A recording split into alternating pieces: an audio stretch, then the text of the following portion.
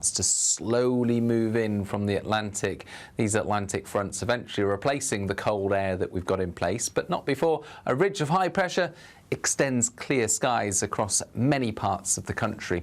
Even the showers in the east fade away overnight, but there will be some showers in the west of Scotland and increasing cloud across much of western Scotland and Northern Ireland, West Wales and the far southwest by the end of the night. Frost-free here as temperatures rise through the night, but elsewhere a widespread frost, temperatures dipping as low as -6°C in some sheltered spots.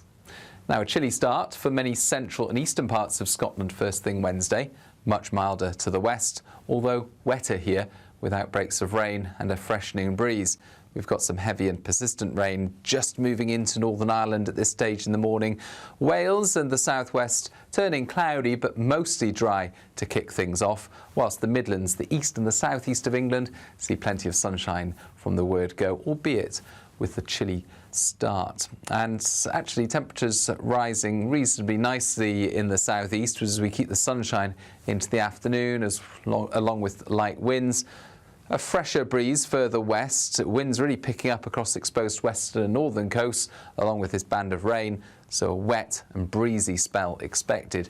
That rain then eventually sweeps through on Thursday morning, and then it's a cloudy day on Thursday, and the one thing to note about Thursday's weather is it's going to be very mild. The winds coming from the southwest, lifting temperatures back up into the double figures widely and in some places the teens. A cooler spell once again returns this weekend, but with some unsettled weather. Expect warm spells with the odd rude interruption. Box Boilers sponsors the weather on GB News.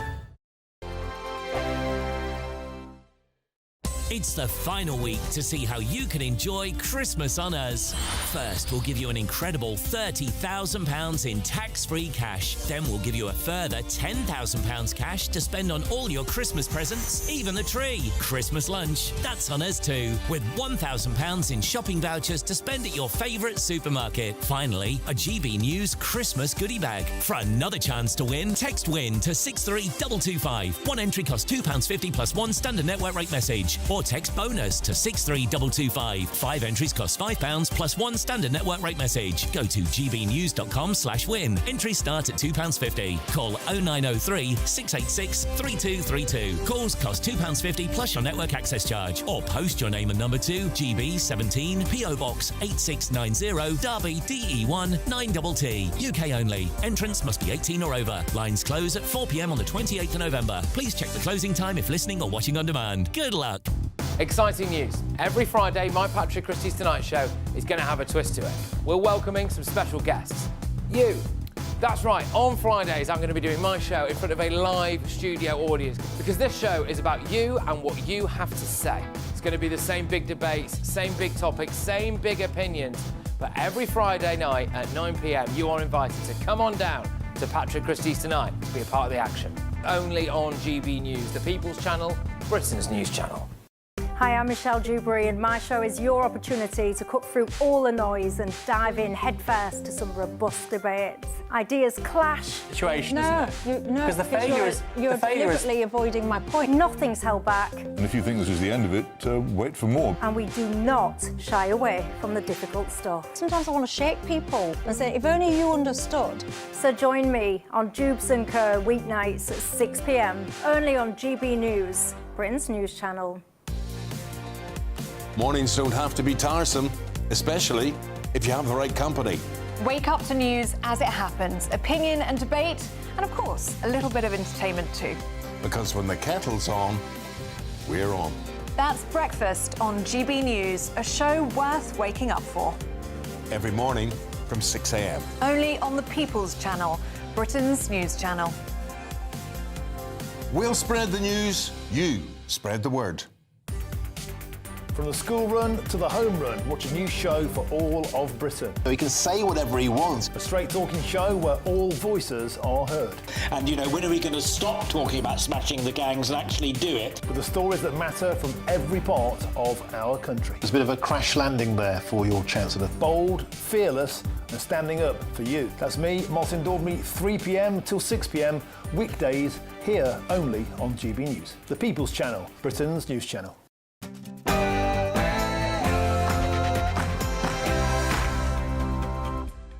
Hello, good evening. It's me, Jacob Rees-Mogg, on State of the Nation tonight. It is the first budget in our country's history to be delivered by a woman. Rachel Reeves is resorting to desperate measures after leaks, tax rise rumours and fury over broken promises, telling Labour MPs misogynist Tories and the media are to blame for all her woes. But with other female cabinet ministers not facing the same level of criticism, isn't economic missteps and damaged market confidence really to blame for the Chancellor's difficulties? Also tonight, the government has proposed removing juries from up to 75% of criminal trials, leaving over only murder, rape and manslaughter for juries, despite David Lammy himself once calling jury-free trials a bad idea. Ministers say it's essential to clear an 80,000 case backlog, but is it a slippery slope to the erosion of an ancient safeguard of liberty? Plus, there's a very large political element to this, but I absolutely deny the charges that are made by this one individual. Nigel Farage is under the media microscope after an old schoolmate accused him of racial abuse during their days at Dulwich College. Early this evening, Nigel Farage issued a statement addressing the allegations, saying, "It is only now that my party is leading in the polls that these allegations come out. Should we give any time to what politicians may or may not have said as teenagers when the government won't release details on ministers' adult criminal convictions?" And Christian persecution worldwide is moving to the forefront of public discourse after President Trump highlighted the violent oppression of Christians in sub-Saharan Africa. As the attacks on Christians in Nigeria gain more media prominence, I'll be joined by the author and journalist Rod Dreher to discuss why freedom of religion is more important than ever. State of the Nation starts now.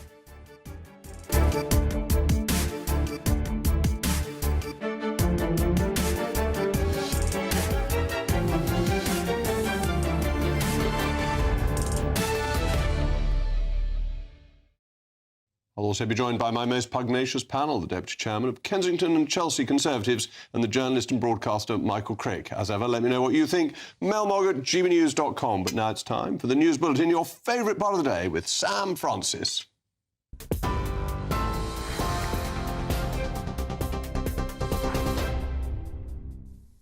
Jacob, thank you, and good evening to you. Just after 8 o'clock. Well, millions of workers are set to get a pay rise next year as the government's confirmed the minimum wage is going up.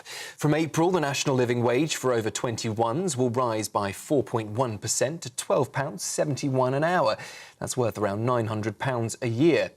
For 18 to 20s, it jumps 8.5% to £10.85. And for 16 to 17s, along with apprentices, it will go up to £8 an hour. Rachel Reeves says the move properly rewards low-paid workers, but business groups warn higher wage costs will hit prices and say they need support in tomorrow's budget. A leaked memo from the Justice Secretary David Lammy has suggested the government is preparing to abolish jury trials for most criminal offences, keeping them only for murder, for rape, manslaughter and matters of public interest. The confidential document, marked sensitive and official, outlines the biggest shake-up of criminal justice in decades. It means judges, not juries, would decide around 3/4 of cases currently heard in Crown courts. Ministers say the changes are needed to tackle the 77,000 case backlog, but the plan would also expand magistrates' sentencing powers and create a new tier of judge-only courts. Well, breaking tonight, major movement appears to be taking place on the Ukraine peace negotiations. Donald Trump, in the last few minutes, saying that he is sending his special envoy to meet Vladimir Putin and also directing his army secretary to hold talks with Ukrainian officials, all in a push to finalise a US-brokered peace plan. In a post on Truth Social, he says he'll hopefully meet both President Zelensky and President Putin soon, but only once the deal is either complete or in its final stages. Ukraine's President Zelensky, in a text seen by Reuters, says he is ready to discuss the sensitive points of the plan directly with the US president. And on a call with allies earlier, Sir Keir Starmer said Kyiv has proposed constructive changes and that most of the draft agreement at this stage looks acceptable. Nigel Farage has now issued a fresh statement insisting he categorically did not racially abuse pupils during his time at Dulwich College. It comes just a day after an interview in which he left open the possibility he may have said things without intent as a teenager. Mr Farage now says the claims published by The Guardian and based on accounts from former classmates are false, politically motivated and emerging only now because his party is rising in the polls. I've done more in this country to defeat the BNP, to defeat the far right. I didn't even take the money from Elon Musk earlier this year because he wanted me to associate with Tommy Robinson. I have been the force in British politics fighting against racism and against extremism. And it's only when you get near the target of perhaps winning a general election that all this stuff comes out. And as Rachel Reeves prepares to announce her budget tomorrow, the Health Secretary has confirmed that packaged milkshakes and bottled lattes will now fall under the sugar tax. Wes Streeting told MPs the levy will cover flavoured milks, milkshakes and even milk substitute drinks, putting an end to their long-standing exemption. The levy has already led to fewer children in England having their teeth pulled out, and the amount of sugar consumed by children from soft drinks is down by half. We estimate that this next step will take the equivalent of around 4 million calories per day out of children's diets and will cut obesity by almost 15,000 people, preventing cancer, heart disease and stroke. Well, companies have until January 2028 to cut sugar below 4.5 grams per 100 millilitres, or they'll face new charges. Plain milk, though, excluded, and drinks made fresh in cafes won't be taxed. But business groups still warn it risks hitting the sector already under pressure. Those are the headlines. That's it from me until 9 o'clock. Now, though, back to a man who loves a strawberry milkshake. Yes, it's Jacob. For all the latest from GB News whilst you're on the go, get the GB News app. Scan the QR code now to download or visit gbnews.com/app.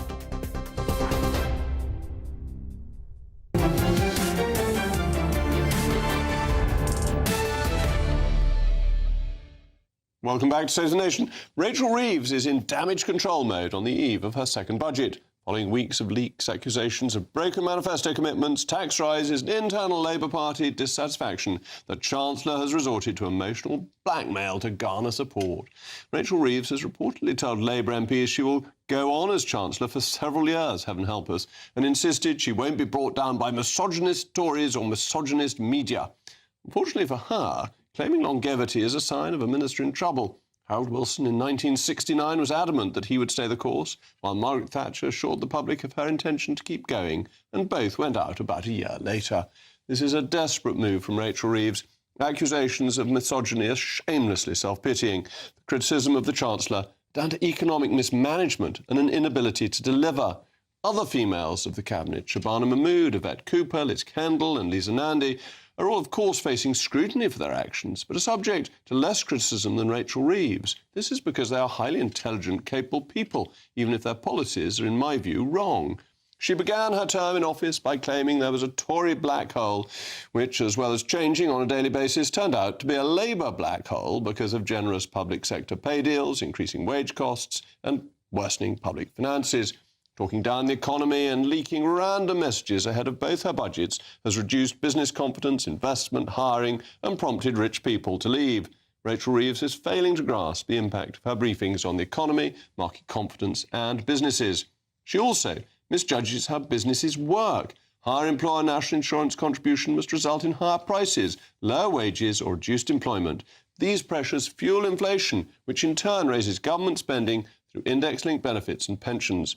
Prospect of higher taxes, which will hit the productive private sector while funding growing welfare costs, including £15 billion extra on benefits, paints a picture of a government that punishes workers and rewards shirkers. Taking issue with this approach, as well as a series of broken manifesto promises, is perfectly reasonable grounds for criticising the Chancellor. This course would lead to criticism of any Chancellor, regardless of sex, race or creed. Reeves's accusations of misogyny in response to legitimate complaints about her economic plans is a clear sign of a desperate Chancellor not in control, that she has no credible response to the concerns of you, the British public. As always, let me know what you think. mailmog@gbnews.com. But I'm now joined by my most pugnacious panel, the Deputy Chairman of Kensington Chelsea Conservatives, Natasha Tanu, and the journalist and broadcaster Michael Crick. So, Natasha, this is quite ridiculous, isn't it? For I find it completely unacceptable. Everything that happened is a result of her own bad decisions. There's no misogyny. She's just a bad chancellor. It's a doom loop of higher spending, more borrowing, higher taxes. She has no backbone to control spending. Everything is her fault.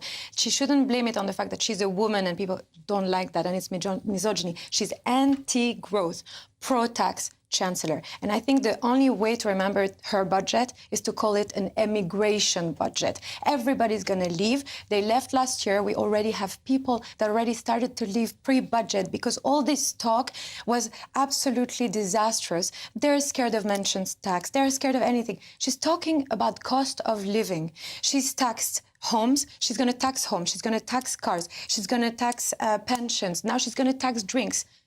Cost of living. She's trying to improve the cost of living. She's taxing everything.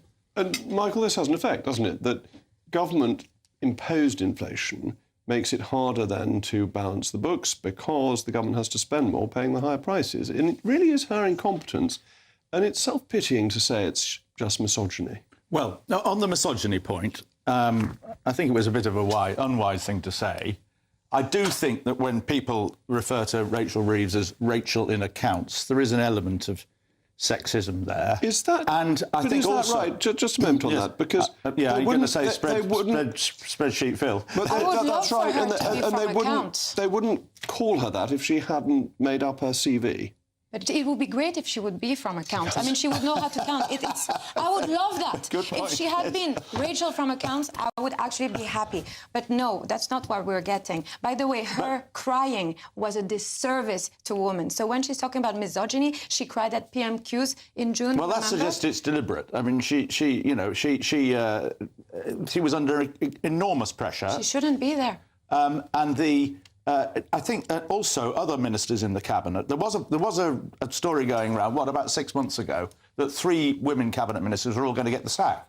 One of them did, Lucy Powell, and then she came back as deputy leader. And also, I think it was Bridget Phillipson and Lisa Nandy. So it does suggest there is perhaps an anti-women feeling in the Parliamentary Labour Party, certainly in the Conservative Party, and in the media at times. But I do think it hasn't been a good year for her. Well, the Conservative Party keeps on having female leaders. We've got one at the moment. We had Liz Truss. They're not always successful, are they? I mean, you got rid of one of them, Theresa May. You played a big role in that. Thatcher was the most successful. Sorry?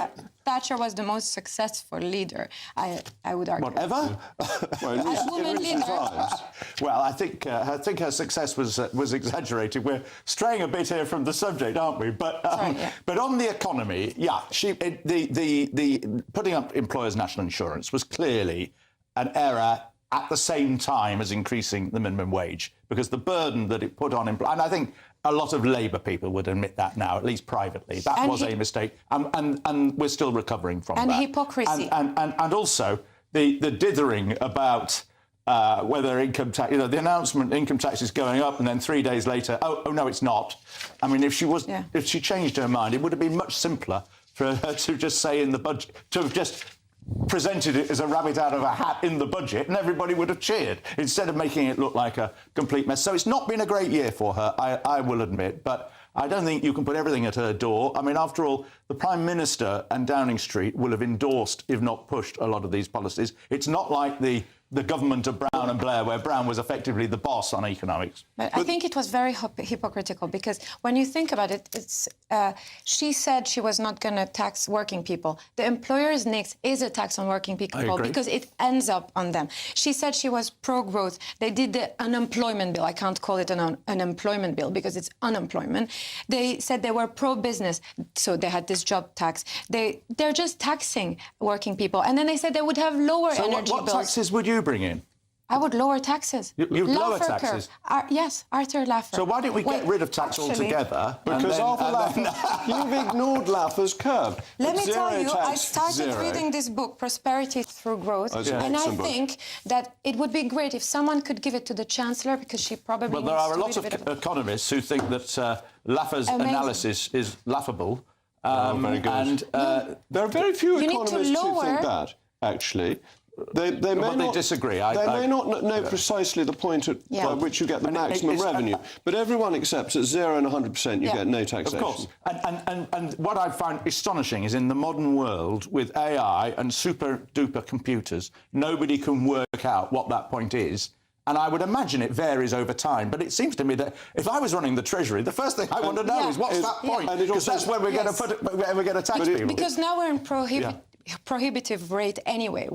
It's much lower. The best rate would be much lower than now. So if we lower taxes, but we also need to actually get rid of exclusions, etc., then you'll get much more tax receipts. But of course, Margaret Thatcher allowed taxes to remain at the highest rate, remain at 60%.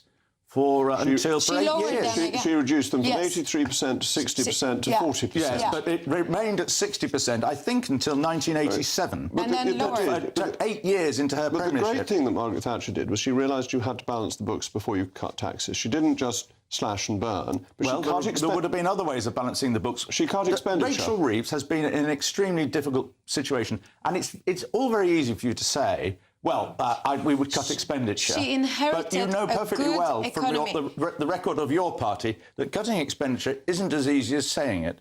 She inherited a good situation. 2% inflation. We're now at 3.6%. We are at 3.6% inflation now. This is a tax. This is a stealth tax. I'm sorry. It's actually a tax on people. Oh well, the putting up of the thresholds. I agree. That is a stealth tax, and I think Labour should have been more honest. They should not have made the promise in the first place, because usually when leaders make that promise, they end up breaking it. And so, a lot has gone wrong. But from the way you talk, everything was hunky-dory. And that's why you won the election. We never realised how good it was. No, but Labour has no excuse today to actually be in this situation. This is just bad decisions. Whereas we had COVID, we had Brexit, we had many reasons. We had a huge furlough program. Most of your party supported Brexit. We had a huge... Anyway, you're not a Brexit supporter. My most pugnacious panel is being particularly pugnacious, so thank you very much for my panel. It's a good start, isn't it?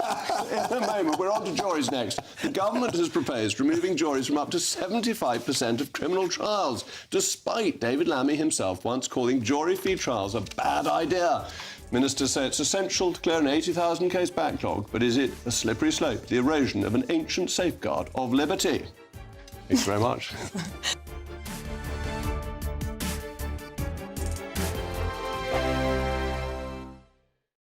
Westminster's full of talk, but out here, it's the real world. Am I allowed to talk then? No, that's it. This is where it matters, real people and real lives. That's what politics is all about. The fact has Trump made a good start? No. Straight answers, no spin, and just a couple of pints. How many fingers have I got up? About 10. So join me for Lee Anderson's Real World every Friday at 7 p.m, only on GB News. The People's Channel, Britain's news channel. Martin Daubney, weekdays from 3 p.m. I can't believe it's taken them so long to get angry about it. This cross has been there since a football tournament 9 years ago, isn't it? Well, what is the point of getting angry about it? At the end of the day, we're here to celebrate being an English pub, supporting English teams, football, cricket, the Ashes is due next week, rugby, and this has been up since 2016, the Euros. Up for 9 years, less 2 years when we had the pandemic. So it's been up to 9 years, 7 years in total. So you put it in 2016 during the Euros to support the England team, the Three Lions. Fat lot of good that did us, but there we go. We are England. It will take more than a cross on a pub to make a blind bit of difference on that front. I digress. The point is, it's been up for 9 years. No one's had a problem with it, but suddenly, Jerry, they do have a problem with it, and that's because, if I'm correct in assuming, they're dragging you in with the Raise the Colours initiative that's happened recently, but it's nothing to do with that. No, this is totally nothing to do with it at all. It's based on the fact that it's got a bit political now. Unfortunately for me, I'm also a Wiltshire councillor for Pewsey. I've represented them since 1995, and now my own planning committee have decided that I'm going to have we'll have to call it retrospective permission. Are they going to make you whitewash over your magnificent St George's Cross? I've actually no intention of doing that, I'm afraid. This is a bit more of a political thing now. I think we've no longer got control of Wiltshire. The Dems have. They're a little bit naive when it comes to planning issues and that. A lot of retrospectives going on. This will stay. I've applied for retrospective permission. My architect's Fowler's of Pusey. We will wait and see what the planning committee come up with then. GB News, the People's Channel. You want to know what's really going on in the corridors of power? Labour don't know what to do with you half the time, and that makes you quite lethal in the chamber. Get behind the headlines with Chopper's Political Podcast. Join me, Christopher Hope, as I sit down with the great and the good of British politics. We'll see where this ruling takes us. These are the stories shaping our nation. Chopper's Political Podcast, available now on all platforms. Listen in and stay ahead.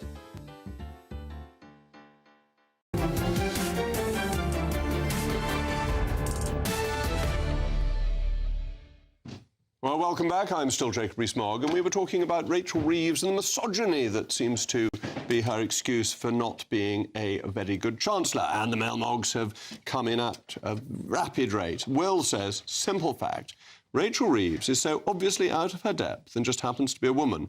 Facts are not misogynistic. Seems to be a very good point to make, Will, so thank you for that. And Jane says, can you imagine Thatcher weakly accusing someone of misogyny? No, she'd just have a robust counter-argument. Indeed, I think Margaret Thatcher would have just whacked them over the head with her handbag and wouldn't have stood any nonsense.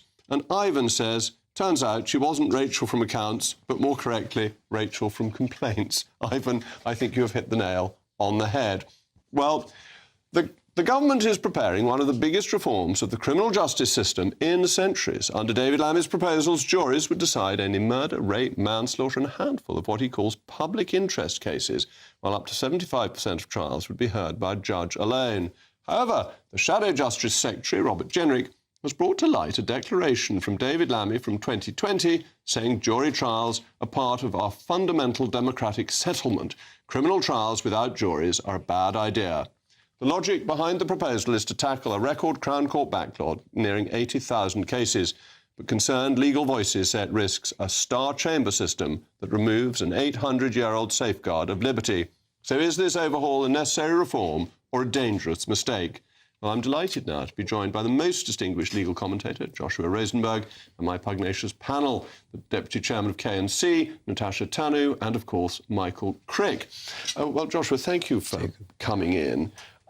This seems to me a real attack on what's been the mainstay of justice in this country because of actually penny pinching by the Treasury to stop having a proper justice system. It's certainly underinvestment ever since Ken Clarke, ever since Chris Grayling, if you go back to the Conservative governments from 2010 onwards, and we've got to the stage where nobody can see any way out of this backlog, which is growing by the day, except shortening trials, and that means having fewer trials heard by a judge and jury. But what was it Pitt said about necessity being the plead of tyrants and the creed of slaves?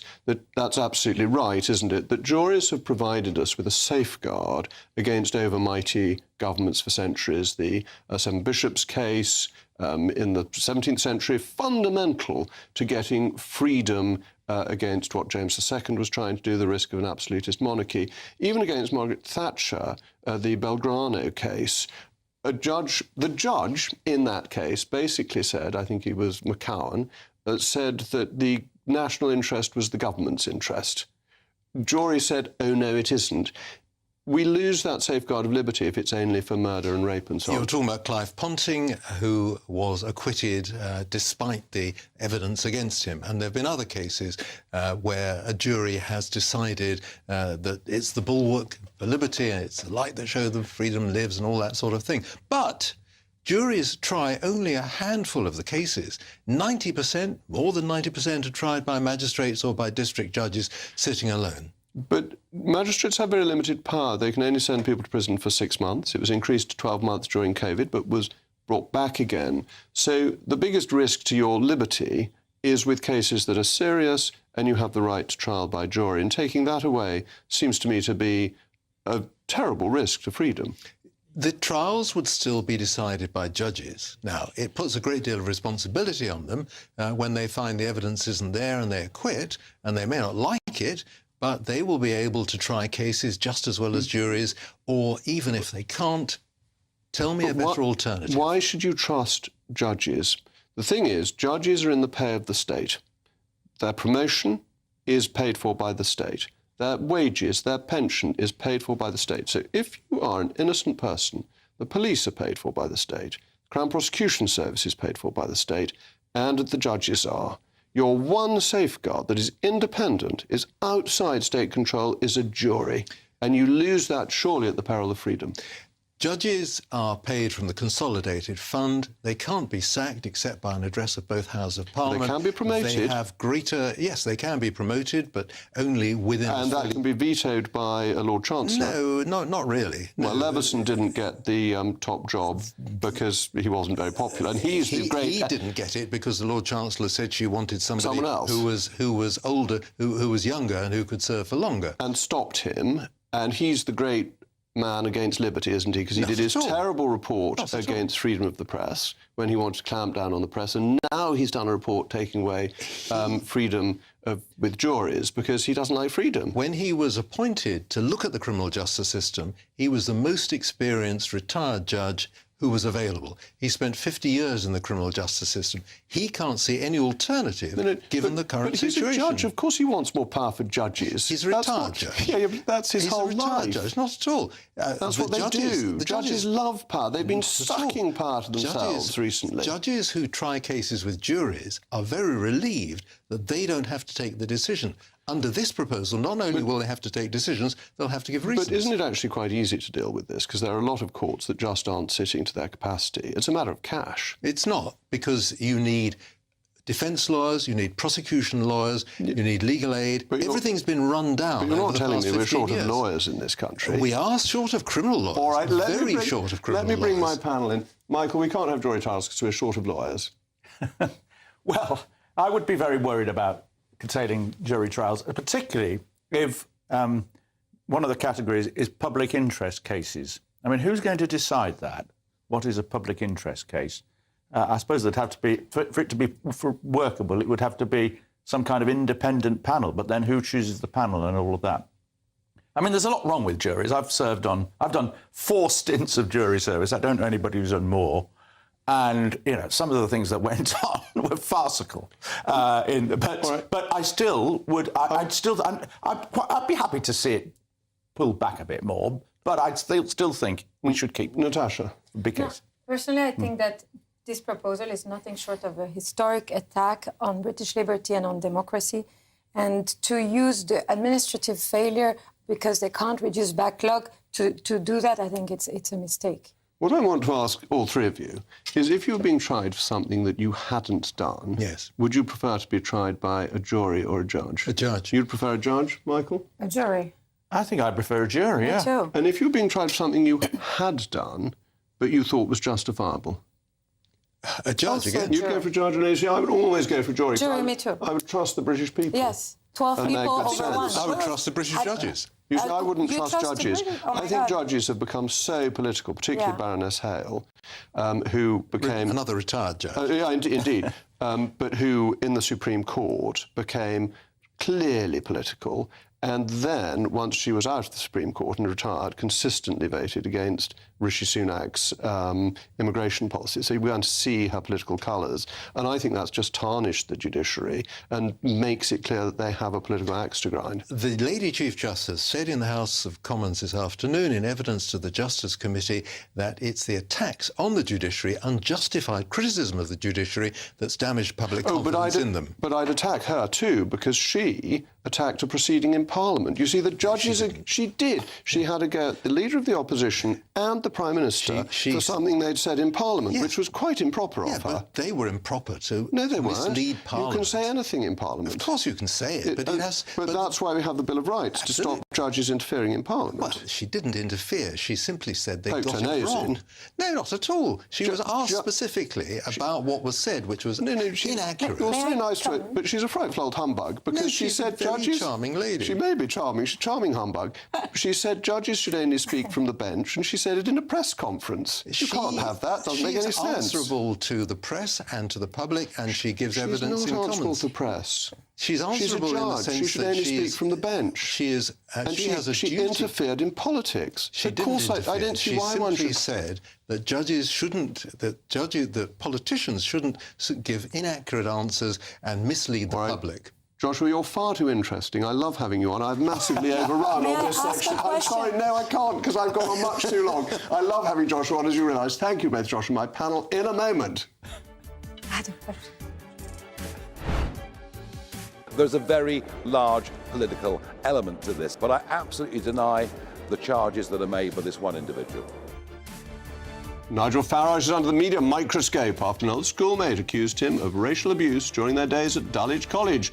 Earlier this evening, Nigel Farage addressed the allegations. But should we give consideration to what politicians may or may not have done as teenagers when the government won't release details of ministers' adult criminal convictions?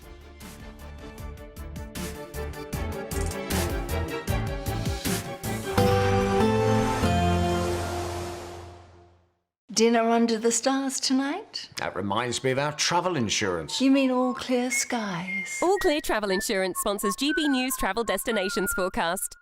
Hello, we've got some wet weather pushing through the Mediterranean this week. It should turn drier by the time we get to the weekend, however. In the Canary Islands, it's looking relatively dry, highs around 19 degrees. A little bit cooler towards Lisbon, 11 or 12 degrees. Now, here's that wet weather I mentioned. It's moving across parts of Italy, Slovenia, as well as Croatia and into Greece later on this week. But parts of Italy, as well as Croatia, should get drier by Friday or Saturday, temperatures remaining a little below average. Bye-bye. All Clear Travel Insurance sponsors GB News travel destinations forecast. Hi there and welcome to the latest update from the Met Office for GB News. It's clear and frosty for many of us overnight, but turning increasingly cloudy from the west as a band of rain starts to slowly move in from the Atlantic. These Atlantic fronts eventually replacing the cold air that we've got in place, but not before a ridge of high pressure extends clear skies across many parts of the country. Even the showers in the east fade away overnight, but there will be some showers in the west of Scotland and increasing cloud across much of western Scotland and Northern Ireland, West Wales and the far southwest by the end of the night. Frost-free here as temperatures rise through the night, but elsewhere a widespread frost, temperatures dipping as low as -6 Celsius in some sheltered spots. Now, a chilly start for many central and eastern parts of Scotland first thing Wednesday. Much milder to the west, although wetter here with outbreaks of rain and a freshening breeze. We've got some heavy and persistent rain just moving into Northern Ireland at this stage in the morning. Wales and the southwest turning cloudy but mostly dry to kick things off, whilst the Midlands, the east and the southeast of England see plenty of sunshine from the word go, albeit with the chilly start. And actually temperatures rising reasonably nicely in the southeast as we keep the sunshine into the afternoon along with light winds. A fresher breeze further west, winds really picking up across exposed western and northern coasts along with this band of rain, so a wet and breezy spell expected.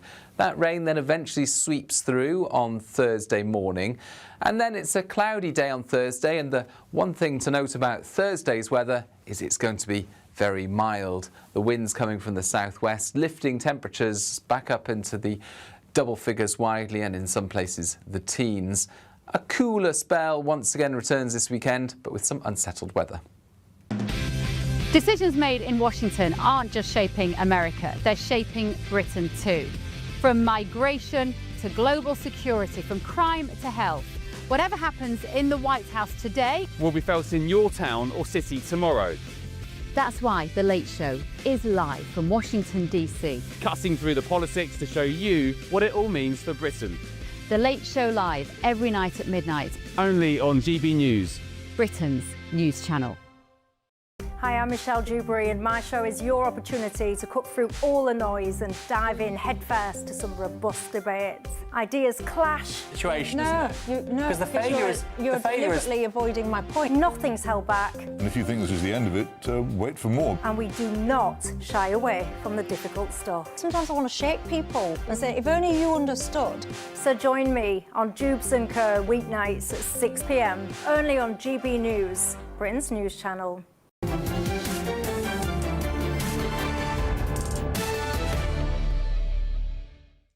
Nigel Farage is caught in the eye of a storm surrounding allegations that he made racially discriminatory and anti-Semitic remarks towards a fellow pupil whilst attending Dulwich College, PG Woodhouse's school. Earlier this evening, Mr Farage issued a statement addressing the Guardian's racism allegations against him, saying, "I can tell you categorically that I did not say the things that have been published in The Guardian, aged 13, nearly 50 years ago. I'm probably the most scrutinised figure in British politics, having been in public life for 32 years. It is only now that my party is leading in the polls that these allegations come out." Here is Nigel Farage speaking to GB News earlier this evening.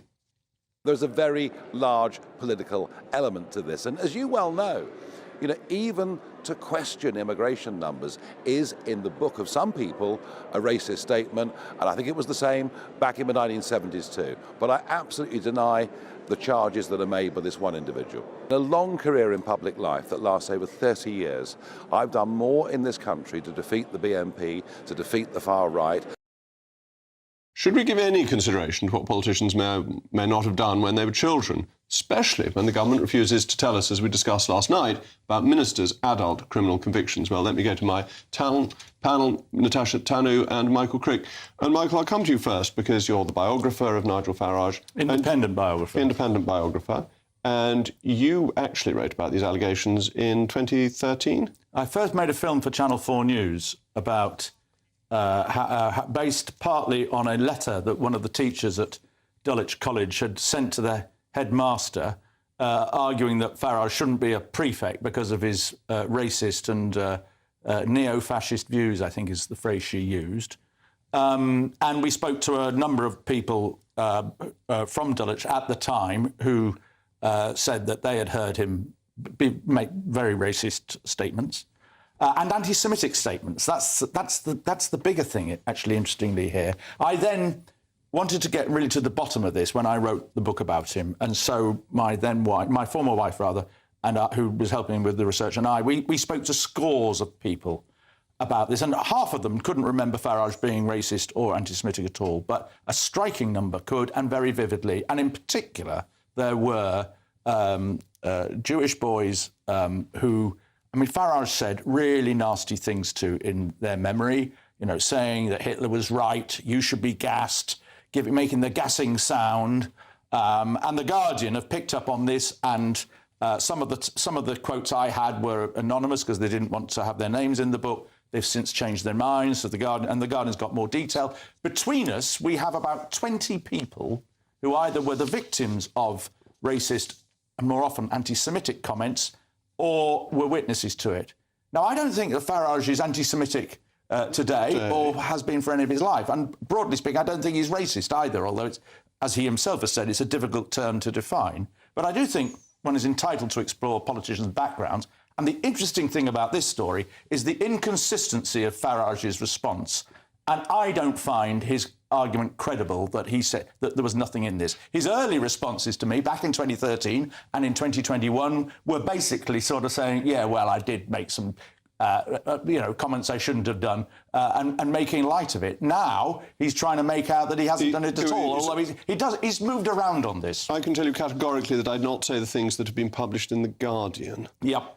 It's precise. He's not making an absolute denial of ever having said anything wrong. The Guardian has got quotes from a lot of people. I think they've done one section where they've got quotes from 20 different people. So yes.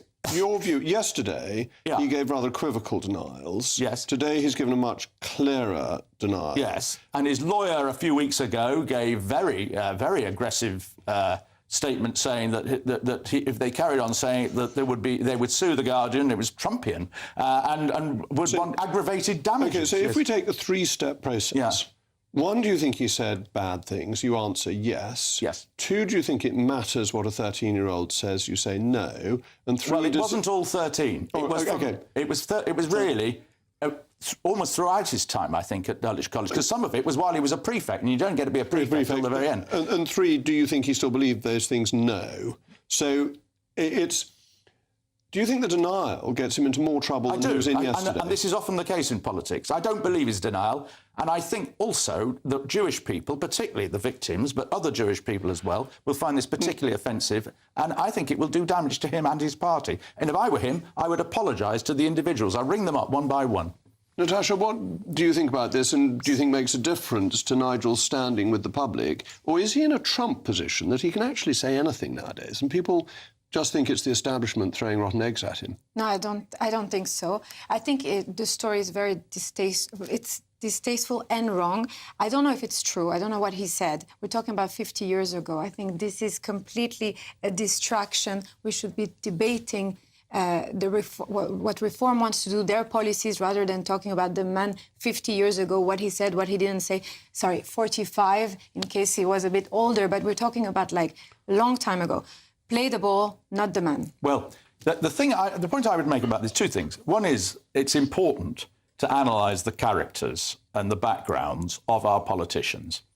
Now, normally I would say that the school stuff is colour, but pretty irrelevant. But in fact, Farage is an interesting man because you see so much of Farage, more than anybody else I've studied. You see the man in the schoolboy.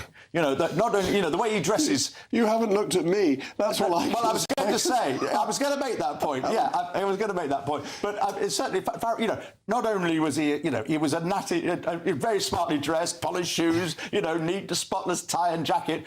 You know, compared with all his slovenly sixth form colleagues. You know, the man who liked provoking people, who liked being divisive. He was a bit of a bully. He loved debating. All of these characteristics and his political views, you know, his English nationalism, his concern about immigration, his inspiration by Keith Joseph from the Enoch Powell, all of that. And it makes you wonder, is there an element there that's still there? That's the problem. I don't think there is, but I think it's worth looking at. A lot of kids at 13, 15, 16, they say like a lot of nonsense, let's be honest.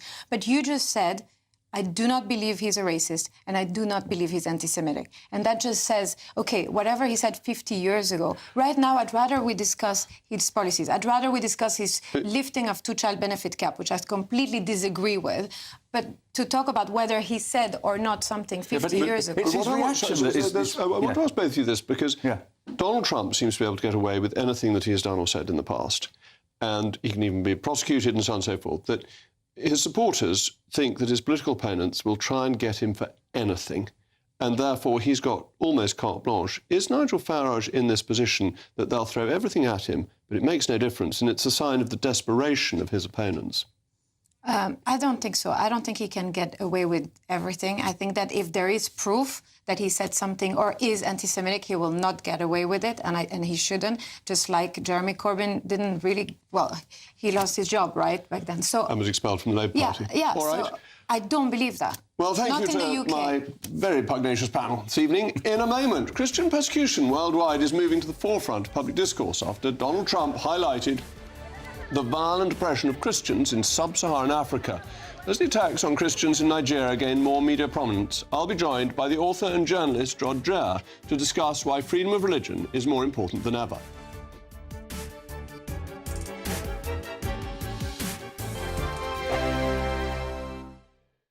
Britain's economy is at a crossroads. And this budget day, every decision counts. From taxes and rent to the cost of living. Whatever the outcome, the GB News family will be there. With expert analysis breaking down what it means for you. Budget day all day tomorrow. Only here on the People's Channel. Britain's news channel. Mornings don't have to be tiresome, especially if you have the right company. Wake up to news as it happens, opinion and debate, and of course, a little bit of entertainment too. Because when the kettle's on, we're on. That's Breakfast on GB News, a show worth waking up for. Every morning from 6 a.m. Only on the People's Channel, Britain's news channel. We'll spread the news, you spread the word.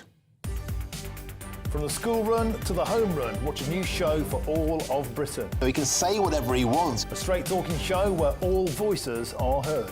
And, you know, when are we going to stop talking about smashing the gangs and actually do it? With the stories that matter from every part of our country. There's a bit of a crash landing there for your Chancellor. Bold, fearless and standing up for you. That's me, Martin Daubney, 3 p.m. till 6 p.m, weekdays, here only on GB News. The People's Channel, Britain's news channel. Westminster's full of talk, but out here, it's the real world. Am I allowed to talk then? No, that's it. This is where it matters, real people and real lives.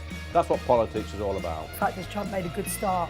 No. Straight answers, no spin, and just a couple of pints. How many fingers have I got up? About 10. So join me for Lee Anderson's Real World every Friday at 7 p.m. only on GB News. The People's Channel, Britain's news channel. You want to know what's really going on in the corridors of power? Labour don't know what to do with you half the time, and that makes you quite lethal in the chamber. Get behind the headlines with Chopper's Political Podcast. Join me, Christopher Hope, as I sit down with the great and the good of British politics. We'll see where this ruling takes us. These are the stories shaping our nation. Chopper's Political Podcast, available now on all platforms. Listen in and stay ahead. Britain deserves a newsroom that puts the facts and your voice first. Well, and that's what you get on GB News. Lively debates, lively conversation. And we're not afraid to hold power to account. And each other. So join me, Andrew Pierce. And me, Miriam Gates, for Britain's Newsroom, weekdays from 9:30 on GB News. At GB News, we love to hear from you, our loyal community. So drop us a line at gbnews.com/yoursay. There, you can talk to each other and also to the presenters live on air. gbnews.com/yoursay, because GB News is your channel, Britain's news channel.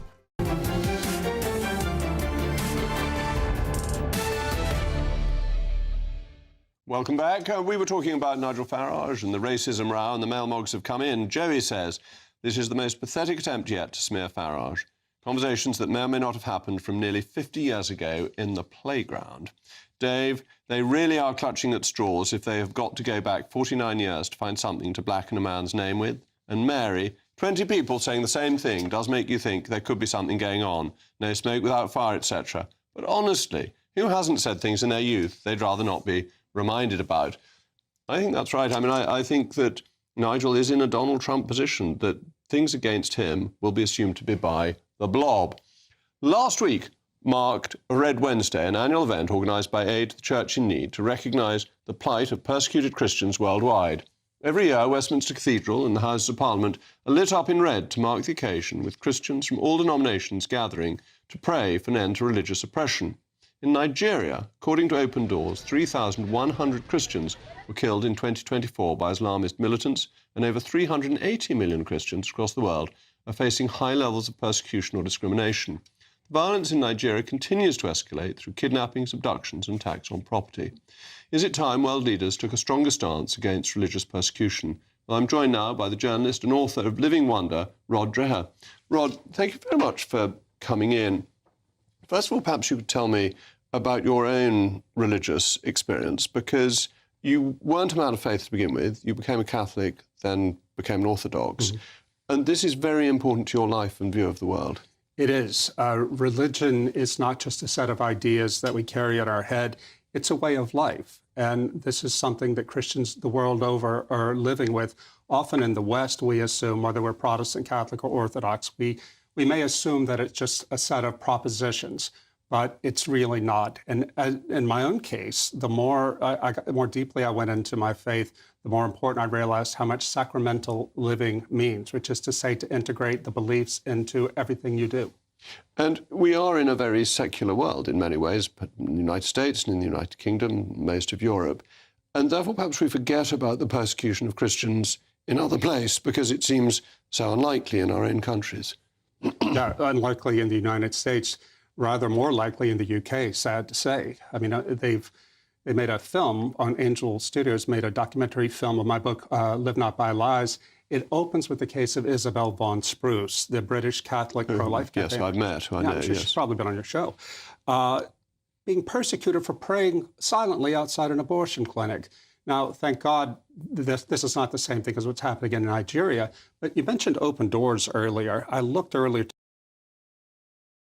Countries in the world are the worst persecutors of Christians. Number one, North Korea. But the other 9 are all Islamic countries. Now, what does that tell you? Well, it tells you that there is a competition, isn't there, between Islam and Christianity. How should Christians respond to this? What is the best way to reinforce the Christian message? Because Christ obviously says, turn the other cheek. We have to defend ourselves. I mean, we shouldn't seek out violence, certainly, but if you look to to history, since Islam burst into the world in the 700s, it has been continually at war with Europe up until the Siege of Vienna in the late 17th century. This is history. It is violent. It's theologically violent. And I hate for that to be true, but we have to face facts here. And one of the interesting things you say in your latest book is that we are, in a way, like the early Christians, and that this means that we may find more obvious interactions with God, more miracles, more revelations of spirituality. Again, how are you seeing this, and do you think this will have a powerful effect in reinforcing Christianity and perhaps winning people back and winning new converts? Yeah, we're seeing more and more young people coming back to the church, back to the older forms of Christianity. I went this year to the annual pilgrimage to Chartres, that 20,000 young French people, mostly French Catholics, take.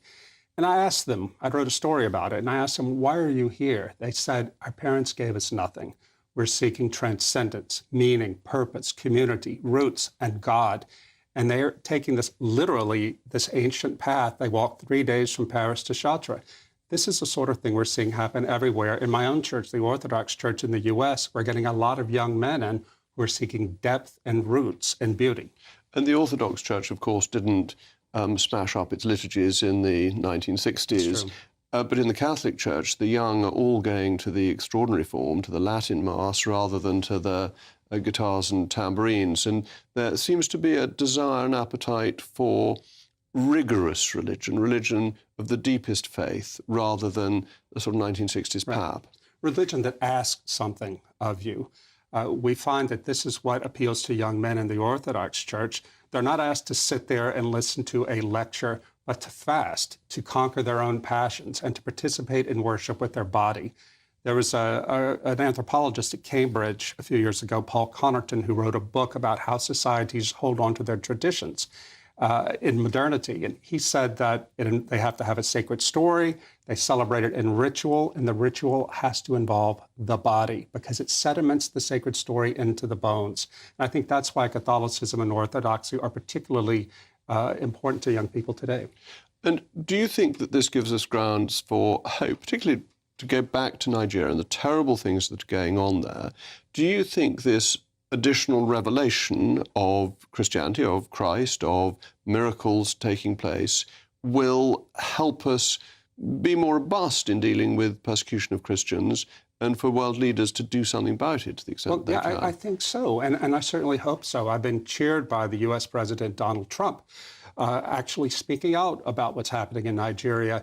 I spoke a few years back to a head of an NGO that serves the persecuted church, and he told me that so many Western governments refuse to touch the story because it's too touchy for Islam. You know, they don't want conflict with native Muslim populations. But I think that if more people start going to church and realize that we're not just dealing with abstract ideas, but with spiritual realities, then we should stand up for our brothers and sisters anywhere in the world they're persecuted, as we would hope they would stand up for us. And pray for them, because prayer is very powerful. Absolutely. Thank you very much indeed, Rod. Anyway, that's all from me. Up next, it's the one and only Patrick Christys. Patrick, I hope you've got a report from Somerset this evening, because I've hardly mentioned it on my programme this hour. Well, I'm going to be covering topics that affect Somerset, so I think there's that, isn't there? We are going to be talking about doomsday tomorrow. Rachel Reeves's budget is incoming. Also, the government is deciding to put more asylum seekers in Epping, which is a ridiculous decision. And the concern there, of course, it would lead to civil unrest. The Motability scheme, they're not going to let you buy or have, anyway, luxury cars anymore. So no more sports cars at the taxpayers' expense for people suffering from things like constipation, etc. So we're going to be talking about all of that. And the bonkers story, absolutely bonkers, that a man was named the world's strongest woman. That's all next.